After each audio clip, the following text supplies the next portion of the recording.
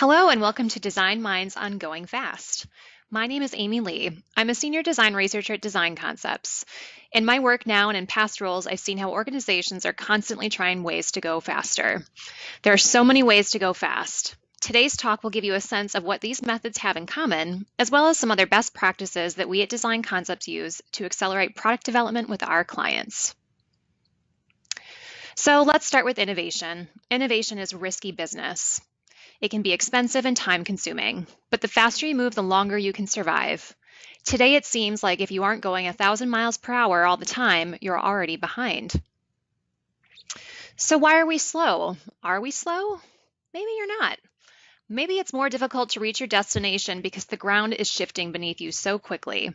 Everything around us is moving so fast, and our destinations keep changing. What we thought we were going to be one day changes the next. And then the proliferation of easy tools makes it seem like just about anyone can go fast. But unfortunately, we know that it's really not that easy. So does this image look familiar to anyone? Anyone that's ever been through a stage gate review or any NPD process like waterfall knows that it's rough. Not only does it feel like you're pushing a rock uphill, but it takes a lot of time and a lot of resources. It can be really exhausting. So you feel like you're already behind. Your boss, or your boss's boss starts to dig around and do some reading, and they find these books, and you get intrigued. They're great. They're going to help you go faster.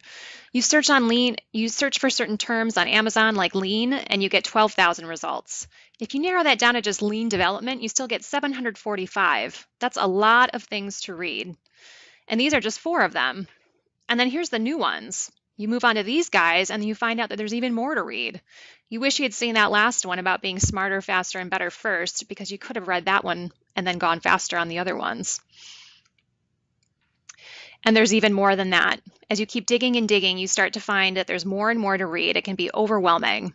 So as you read these books, though, you start to find that there are a few kind of common methods and that they have a few things in common. Before we dig into that, let's talk about what some of these key methodologies are. So there's so many different approaches to product development, innovation, and problem solving. But there's probably 4 that tend to be the most common or talked about as of late. They're Agile Development, the Lean Startup, Design Thinking, and Design Sprints. So let's talk about them really quickly, and we'll learn what they have in common, and then some other best practices that we at Design Concepts have learned about that can help you go fast. So first, Agile Development. This is a generally blanket or umbrella term that talks about iterative approaches to help projects be more customer and people-centric. This originates from software development, and that's typically where it's used, but it's being applied in a lot of different other applications and industries. The next one is Lean Startup. So this is another approach that became really popular via the book by Eric Ries. It's an approach for product development and commercialization that tries to be as quick and as efficient as possible by going through what's called build, measure, learn loops. Another big approach is called design thinking. This is often used for product development, but it's also used for innovation and problem solving. It's human-centered and also takes an iterative approach to this problem solving. And last but not least, we have design sprints. So this is an approach that's been popularized by Google as of late. It's a 5-day, highly structured process that guides stakeholders and teams through design, prototyping, and testing ideas with users. So I know those were some really, really high-level overviews of what those 4 approaches are. We also have saved on our website on designconcepts.com some additional information about these 4 approaches. I'm not going to go through these right now, but you can go to our website and download them to find out more.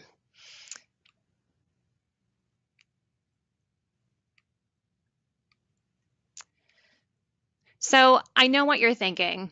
As we go through all these, you start to think, I'm not a startup. I make things in factories, not with pixels. My industry is too regulated, or legal will never let me. We hear that one a lot.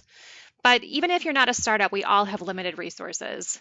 And even if you don't make things with pixels, a lot of these approaches can be used in product and service development.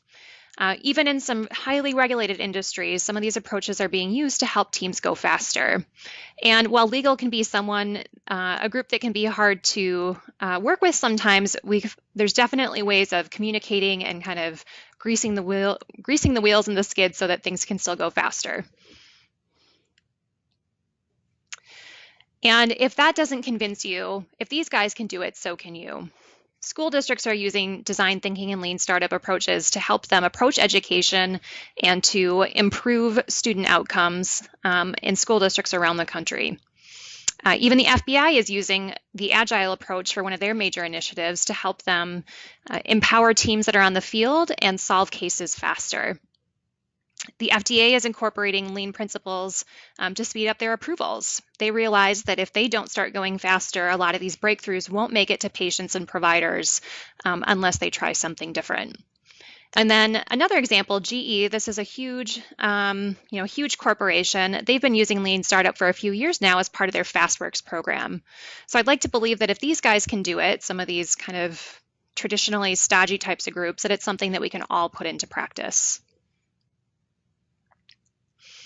So that's great. That gives us some hope to think about different approaches that are out there, but of course we all wonder which one should I use. And I wish I could say that it was that simple. There's no panacea, there's no magic pill, there's not a one size fits all. There's a lot of different ways to getting to an endpoint, a lot of different ways to go faster. So let's talk about some of the things that we need to do to find the right approach. So first, let's look inside. Think about how much faster do you want to go? Why do you want to go much faster?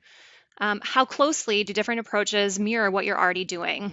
So if you already have more of a waterfall approach, there might be one approach that's a little bit closer to what you're doing versus switching to something like a Google design sprint to go faster. Also, it's important to think about what the challenge is. What question are you trying to answer? And then where are you in the NPD process? There's different starting points or better different starting points for these different methodologies. So it's important to start in the right place. Otherwise, you won't actually be able to go any faster. So just as an example of how that might work, consider a problem like this. Let's say you need to lose 20 pounds by May. And there's a lot of different ways of doing that. So each of these 4 approaches has different ways of getting there, and they can all be really successful. So if you were going to use Agile, you might say, how many weeks do I have? How many pounds could I lose in a week? And then based on the math and thinking about what's possible to do in each week, you would put together a plan and you would reach your goal of 20 pounds by May. Another approach that you could use is a lean startup. And because this is a very highly iterative and testing-driven approach, you might try something like eating what you normally would eat and running 5 miles today. You try that and you would learn, maybe that doesn't work. I can't run 5 miles. Maybe I should try 2 miles and eating a little bit less. That would be a way that the lean startup approaches this problem. If design thinking were to approach this problem, they'd think about, why do I need to lose the weight? How did I get to this point in the first place? Really kind of pick apart the problem and reframe what we're trying to solve for.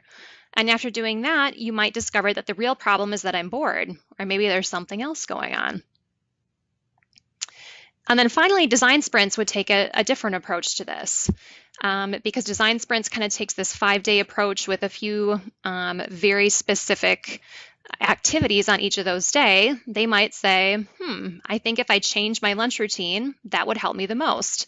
But first, they're going to check in with others to see what they have to say before they try that. So checking in with the experts and testing that idea with some people is an approach that the design sprint group would take. So just to kind of reiterate the point about how each approach has its place, let's think about 3 of these methodologies in the context of a large corporation. So let's use this example of a company called Megacola. And we have McLean, and he has a problem, and he's decided to use the lean startup to approach it. So his team has been working on a great idea for the next big energy drink. They think that college students pulling all-nighters would really like this idea. He thinks it's going to be a big hit, so he designs an experiment. His R&D team makes some samples, and a few commercial team members take them out to accounts to see what they think. So they plan ahead to make sure that they've designed this experiment in order to understand what they can learn from it. So after a few experiments, they learn that students might not really like this new idea, so they pivot to focus on early risers who could use the extra energy kick. So that's how McLean would use a lean startup approach for one of his problem-solving issues at Megacola. Next, let's look at Jane. So she also works at Megacola, and she's looking for the next big thing in beverages. She uses design thinking to understand how people consume beverages. She reframes this problem because she learns that beverages are more than hydration. They're really about socialization. And from her effort of going through the design thinking process, she discovers 5 different opportunity areas and has a number of new prototyped concepts that she can put onto her product roadmap. And 2 of those she can put into development right away. So a little bit different approach, but really great results at the end from using design thinking as well. And then last but not least, we have design sprints. So Elaine also works at Megacola, and she's been working on a new coffee drink for the last few months. Her team is almost ready for those final steps, but they're not so sure about the packaging and they're starting to run out of time. So design sprints, because it's a 5-day approach, this seems like a good fit for her team to tackle this kind of specific problem. So her team goes through a few rounds of design sprints to prototype some options. They test some assumptions before making a final decision about packaging. So in just a few days or a few weeks, she was able to come to a conclusion and a solution. So I know even after all of that, it can still be a little bit confusing. The more that you learn about these methods and the approaches, it actually becomes a little bit more confusing. And here's why. So lean startup draws inspiration from the scientific method, lean manufacturing, and agile development. Agile is an iterative approach that breaks development down into 1 to 2 week sprints. Sprints is the name of the book that Google just published. Sprints are like bite-sized pieces of design thinking, an iterative approach to innovation that relies heavily on prototypes to test ideas and learn. These prototypes are a lot like the MVPs of lean startup. Whew. So no wonder it's confusing because they have so much in common, they use some of the same language, can be challenging to keep them all separate and to think about what to do next. But there's good news. The good news is that these approaches have a lot in common. If you're familiar with, if you're a cook or if you're familiar with making soups, you might be familiar with this idea called the mirepoix, which is the base of just about any soup. It's the onions and carrots and celery. And just like that, these approaches have 3 things that are in common, some central ideas that we can all build upon to go faster. So the first thing that they do and that they all have in common is that they break down problems, but they break them down in different ways. So Agile is a very time-boxed process that organizes the efforts and the work into sprints. So it's breaking down the time and thinking about what's possible and achievable in those weeks. The lean startup also breaks things down. It breaks down the vision, and then it tests them with a minimum viable product. So rather than building the whole thing and seeing if it works, test the most minimum thing that you can so that you can test different assumptions and hypotheses. Design thinking also breaks down problems by looking through the lenses of desirability, feasibility, and viability. Again, breaking it down into different discrete pieces. And then finally, design sprints, it gets really targeted with what it's trying to solve for. In a design sprint, you spend the first couple days making sure that you can focus on one customer and one event and the overall experience rather than trying to solve for everything. So a second thing that all of these approaches have in common is that they're user-centered. Again, they look at them a little bit differently, but they still have this user focus in common. Agile I really love because it even has its own manifesto, and one of the first pieces of that, one of the first principles is that the highest priority is to satisfy the customer, and they really value customer collaboration as part of the workflow. Lean startup really pushes people to get out of the building, talk to customers firsthand. Don't just sit at your desk, really get out in the world and start validating your ideas quickly as possible with customers. Design thinking, at the heart of it, is it's really a human-centered approach to product development. It even takes it back from being user-centered or customer-centric and trying to think of people as humans. And then finally, with design sprints, it's a user-centered approach that ends with customer interviews on the final day. Everything is leading up to that particular moment. So, and then the third and final thing that these approaches have in common is that they're led by diverse and empowered teams. This is really how the work is able to get done quickly because of the ways that the teams are built that tackle these problems. So Agile really puts together different business people and developers to work together. That's the heart of how the team is built. Lean Startup also really focuses on having different capabilities and activities built into the team to make sure that the work can get done. So engineers and designers and the visionary or the founder. Design thinking also really pushes to have multidisciplinary teams so there can be quick and efficient problem solving. And it has a focus, of course, on designers to help bring those ideas to life and to think through these problems a little bit differently using design methods. And then finally, design sprints is even more specific about what the team looks like. It prescribes a 7-person team built on different experts and specifically calls out that one of the people in the room that works on a design sprint needs to be a decider.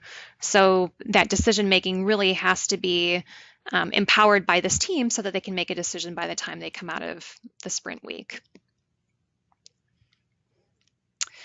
So beyond those 3 things that each of the approaches have in common, so breaking down the problems, being user-centered, and then those diverse and empowered teams, at Design Concepts, we found that there's a few other ingredients that really help teams go faster.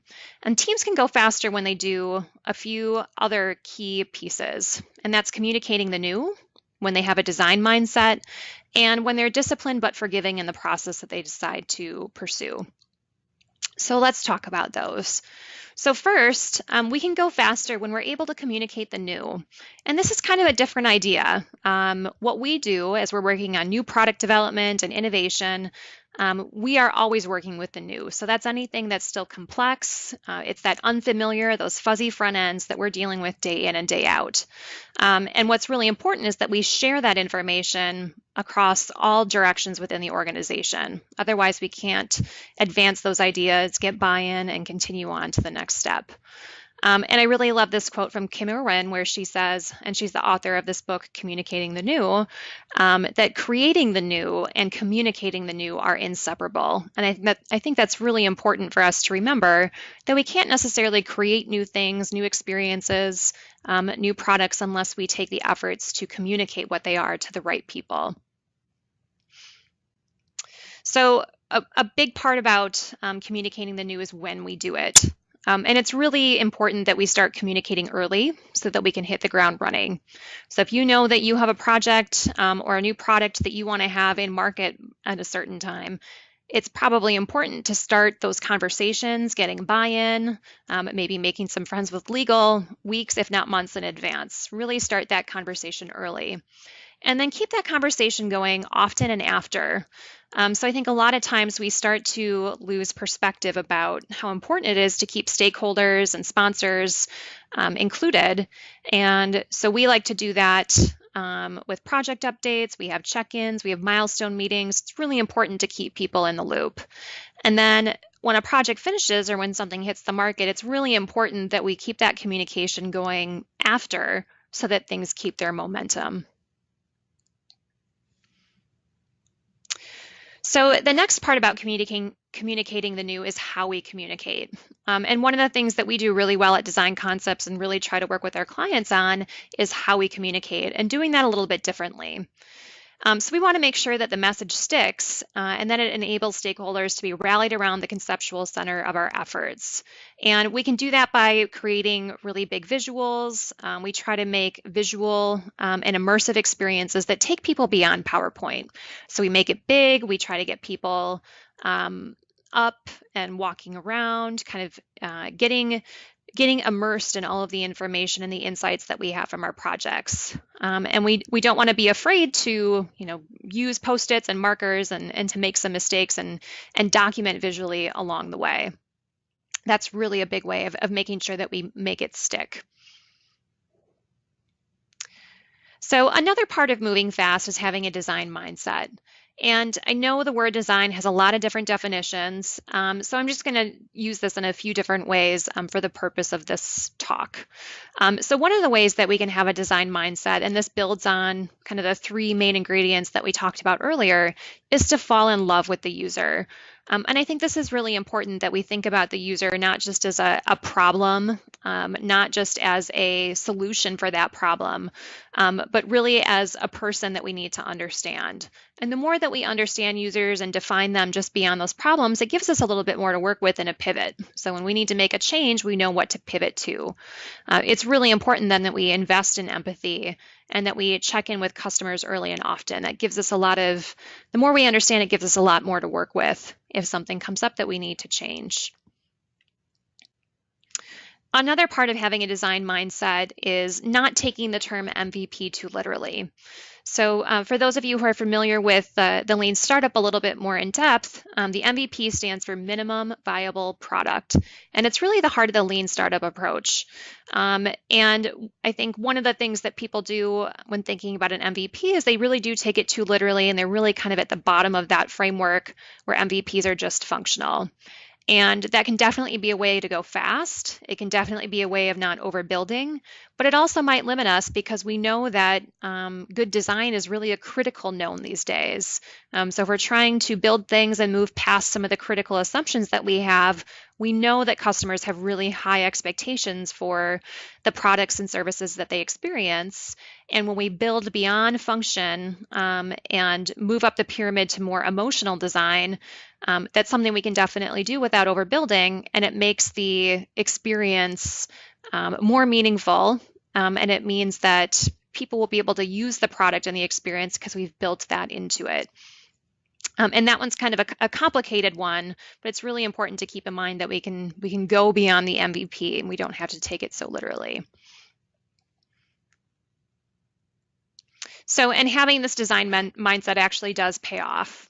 So the Design Management Institute is a group that looks at how companies, well, it does a lot of things, but one of the things they do is they have this design management index.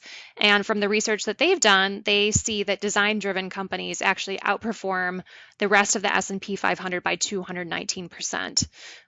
So this is a study that they've been doing, and they've looked over the last 10 years. And these companies that really take a design mindset are able to have a huge advantage in the marketplace. All right, so finally, as we think about ways to go faster, the last thing is to be disciplined but forgiving. So this is important. I think as we see these different methodologies out in the world, we see these tools, we really want to give them a try. And we might get a little bit overambitious and try to bite off a little bit more than we can chew. So it's important to do a few things. So try it with a small project. Don't necessarily try a new approach with your biggest or most important project or initiative, because you might prematurely declare failure just because maybe a few things didn't go right, or maybe it took too long that first time. But there's definitely a learning curve in all of these. So after you try it with a small project, do it again. And then do it again.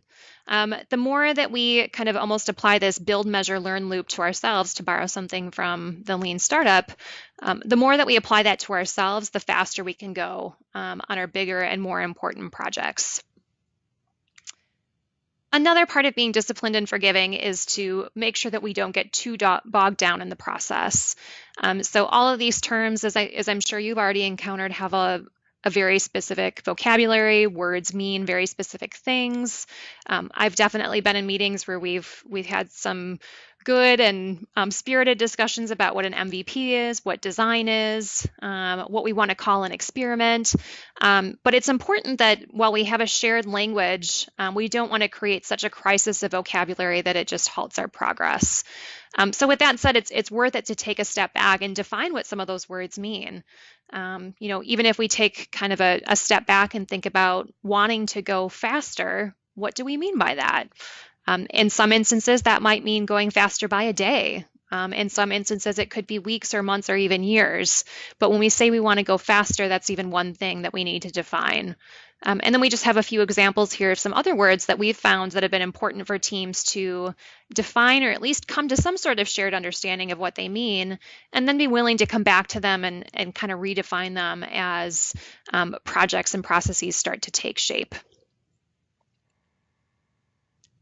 So in summary, as we think about ways to go faster, there's a few things that we think really have helped our teams and our projects and new ideas and innovations make it into the world faster. So the first thing, let's build on what works. So we talked about starting with a base, this idea of the mirepoix. And there's really three things that all of these approaches have in common that allow teams and projects to go faster. So that's starting small, that's having empathy, and it's building empowered teams.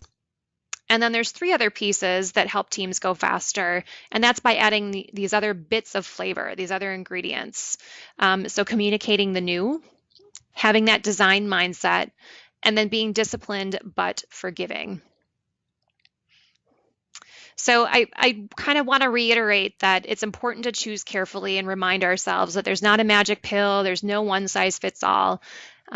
Every project, every organization, even every team really deserves its own look at what makes sense. So I'm sure that in the next 12 to 18 months, if not sooner, there's probably going to be another book. There's probably going to be another article or tool that comes out that promises that it can go faster.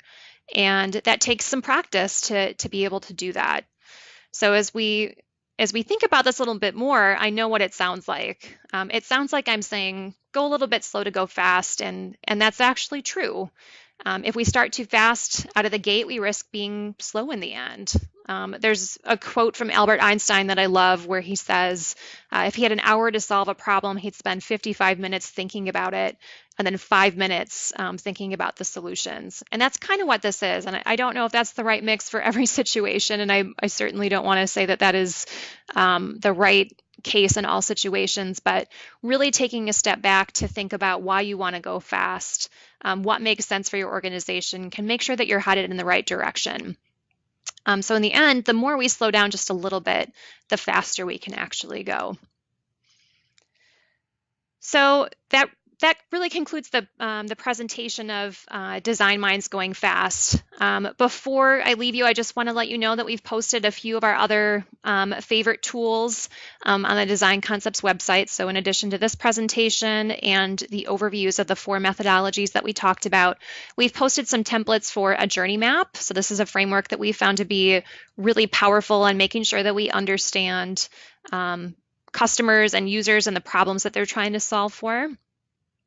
Another tool that we really love is the value proposition canvas. So thinking about what are the customer jobs and the pains and gains, and then how different solutions actually solve for that is another great one that we love to use. The business model canvas is another tool that can help really break down problems into different parts. And this is a great way to test assumptions. So if you think about doing especially with the lean startup or with design sprints, this can be a great tool to make sure that you know how to break down the problem instead of biting it all off at once. And then a last tool that I would recommend is using some sort of a decision matrix to break down your problems. So this is a way of thinking about the problem or even some of the solutions and the assumptions and hypotheses built into it, and trying to separate those into the things that are the most critical to not critical, and the things that are the most known to unknown. So this can be a matrix that just helps teams kind of get aligned in terms of what is known and not known, so that you're really trying to focus on the most important things instead of boiling the ocean. And then last but not least, just a few other resources in terms of books and tools and some websites and blogs that we have found to be really helpful in our journey to understand all these different ways of going fast. And that's all. Thank you for your time and good luck on going fast.